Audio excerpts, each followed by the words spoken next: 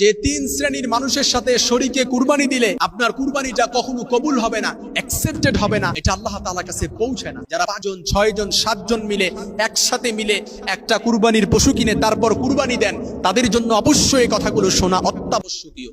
কারণ যেখানে আল্লাহ তাআলা রাসূল সাল্লাল্লাহু আলাইহি সাল্লাম হাদিসের স্পষ্ট বর্ণনা এসেছে, আকামা রাসূলুল্লাহি সাল্লাল্লাহু আলাইহি সাল্লাম বিল মদিনাতি 10 সিনিনা ওয়াহি, আল্লাহর হাবিব সাল্লাল্লাহু আলাইহি সাল্লাম মদিনায় 10 বছর ছিলেন। 10 বছরই আল্লাহর হাবিব সাল্লাল্লাহু আলাইহি সাল্লাম কুরবানি দিয়েছেন। কুরবানি কতটা গুরুত্বপূর্ণ হলে পড়ে 1 বছরও আল্লাহর হাবিব কুরবানি বাদ দেন নাই। এজন্য এই গুরুত্বপূর্ণ এই মহান ইবাদতটি যারা সম্পাদন করবেন, সামর্থ্য হওয়ার পরে যারা কুরবানি দিবেন, একজনে দেন, দুইজনে দেন, শরীকে কুরবানি দেন, কিংবা যে যেইভাবে কুরবানি দেন না কেন, অবশ্যই মনে রাখবেন 3 শ্রেণীর মানুষের সাথে যদি শরীকে কুরবানি দেন তাহলে আপনার কুরবানিটা কখনোই কবুল হবে না, অ্যাকসেপ্টেড হবে না, এটা আল্লাহ তাআলার কাছে পৌঁছায় না।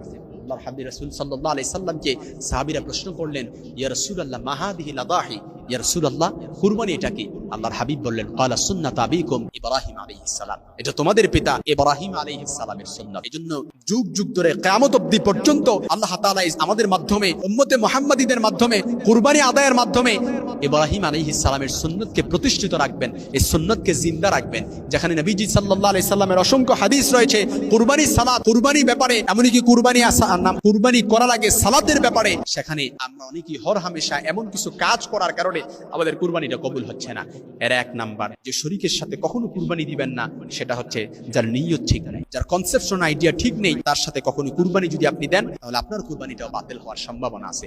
মনে রাখবেন, আমলের কর্মপদ্ধতি সম্পাদন হওয়া, বিশুদ্ধ হওয়া, এটা অনেকটাই নির্ভর করে নিয়তের উপর। ইমাম বুখারী রাহমাতুল্লাহ সহিহ বুখারীতে 7টি হাদিস 7টি জায়গায় বর্ণনা করেছেন একই হাদিস, সেটা হচ্ছে নিয়তের ব্যাপারে। এমনকি সহিহ বুখারীর প্রথম হাদিস হচ্ছে ইন্নামাল আমালু বিন্নিয়াত, বেসড অন ইউর ইন্টেনশন। আমলটা নির্ভর করে কবুল হওয়ার জন্য এটা নির্ভর করে নিয়তের উপর। এমনকি ইমাম শাফি রাহমাতুল্লাহ, ইমাম আহমদ ইবনে হাম্বল রাহিমাহুল্লাহ, ওনারা বলেছেন নিয়ত এটা হচ্ছে দ্বীনের অর্ধেক। এমনকি আপনার কর্মপদ্ধতি কবুল হওয়া এটা হচ্ছে দ্বীনের অর্ধেক। এজন্য মনে রাখবেন, যাদের নিয়ত ঠিক নেই তাদের সাথে কখনো কুরবানি দিলে আপনার কুরবানিটাও হবে না, আপনার কুরবানিও বাতিল হয়ে যাবে। 2 নাম্বার যেটা, সেটা হচ্ছে যারা হারাম টাকা, অবৈধ পন্থায়, অবৈধ উপায়ে টাকা ইনকাম করে, টাকা আর্ন করে, অনেক টাকা সম্পদের পাহাড় করেছে, তাদের সাথে কুরবানি দিতে পারবেন।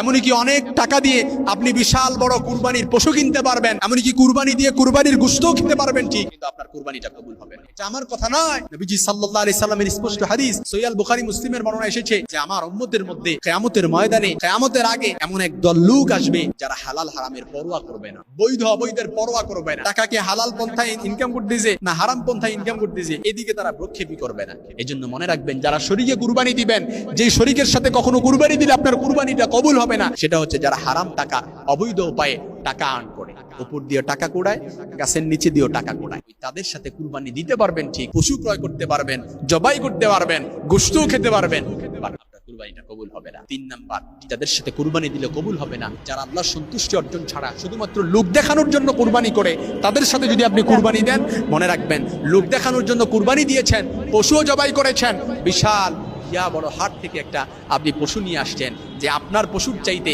এই বাজারের মধ্যে এর চাইতে বড় আর পশু নেই, এমনকি আপনি যে পশুটা নিয়ে আসছেন পুরো এলাকা জুড়ে আপনার এই পশুর চাইতে আর কোনো পশু বড় নেই।